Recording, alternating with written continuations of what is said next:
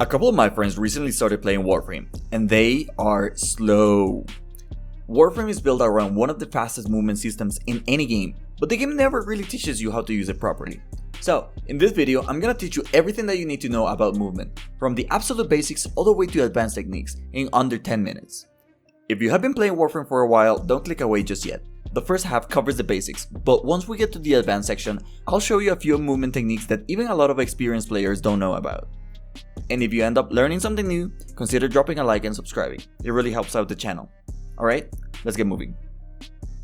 Like most shooters, Warframe has a sprinting, rolling, sliding, and double jumps. But on top of that, it has a bunch of movement mechanics that make the game feel so unique. Bullet jumping is the most important one. Simply crouch and jump to launch yourself in the direction that your camera is facing. Look forward and you'll fly forward. Look straight up and you'll launch into the air. And if you aim down, you will still go straight up too. You can bullet jump straight from the ground or after a double jump. If you jump into the wall and keep holding jump, you will start wall climbing. You can continue climbing, jump away, or even bullet jump off the wall to keep your momentum. Holding aim while you're in the air lets you aim glide. Aim gliding preserves your momentum while slowing down your fall, making it perfect for crossing large gaps or staying airborne longer. If you aim while near a wall, you will wall latch, letting you hang in there for a couple of seconds before falling. Just like wall climbing, you can jump away whenever you want. While airborne, pressing melee while looking downwards performs a slam attack, sending you straight to the ground much faster than simply falling. Finally, many Warframe have movement abilities of their own. Some may increase your movement speed, others dash, teleport, or let you swing around like Spider-Man. There are too many to cover around here, so check out your favorite Frame's abilities. You might be surprised at how much faster they can make you. Now that you know the basics, let's talk about how to actually use them. Whenever you fall from enough height, your Warframe gets stuck in a landing animation, called hard landing. There are several ways to avoid it. You can roll before you land, jump before touching the ground, cast an ability with a long animation, or perform a slam attack and immediately roll to cancel the recovery animation. The easiest method by far is aim gliding before you land, but it's worth knowing all of them. Once you unlock the Archwing launcher, moving around open worlds becomes much easier. Put it on a hotkey through your gear wheel and summon it whenever you need. The most reliable way to deploy it is while you're already airborne. When you're done flying, look straight down and perform slam attack to instantly exit your Archwing. As you keep on playing, you will notice two different types of speed buffs: movement speed and parkour velocity. Movement speed only affects walking and sprinting. Volt speed is a good example. It makes you run faster, but it doesn't affect your bullet jump. Parkour velocity does the opposite. It increases the speed of your bullet jumps, rolls, slides, and parkour moves, but it doesn't make you sprint faster. You can increase these stats through mods like Ice Spring or Nero's Anguish, abilities like Bolt Speed, melee passives such as Praetos for parkour velocity, or Okina Prime Incarnate for movement speed, and finally, Yellow Archon Shards for parkour velocity. Alright, now we're getting into the fun stuff. This is a movement combo that you will use for almost every mission.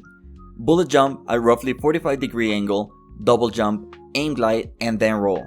This is the core movement looping Warframe, and once it becomes muscle memory, you'll fly through missions. A quick crouch tap for a short slide is useful when you need a small adjustment instead of a full bullet jump. It helps you preserve momentum after landing from a jump or give you a small movement speed from your roll. It's pretty niche, but it helps you when you need precise positioning. Abilities with long casting animations like Roar normally stop your movement. To avoid losing momentum, cast them while you're in the air. If you need even more airtime, simply aim glide while casting and you will keep moving the whole time. If you're aiming down the sides while rolling, you can roll sideways or backwards instead of forward.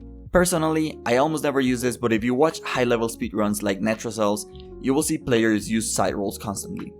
Whenever you pick up batteries or similar objects, your Warframe briefly stops to play a pickup animation. To skip it, simply roll over them and collect the mid-roll. Earlier, I mentioned cancelling slam attacks with a roll. Another option is using an ability immediately after landing. It's a bit more situational, but it's another way to keep your movement flowing. Once you unlock your operator, you will gain access to Void Sling. Void Sling is performed by double jumping with your operator, and you can freely swap between your operator and your Warframe while moving. Adding Void Slings to your movement gives you a lot of extra distance and much better repositioning, especially in modes like Void Cascade. If you made it this far, you already know almost everything there is to know about movement. These last techniques are mostly about squeezing every last bit of speed out of the game and flexing that you can go fast. Slam jumping is difficult to master, but it's one of the fastest movement techniques in Warframe. Aim roughly 45 degrees upward, jump, quickly flick your camera about 45 degrees downward, and then melee. Done correctly, you'll launch yourself forward at incredible speed.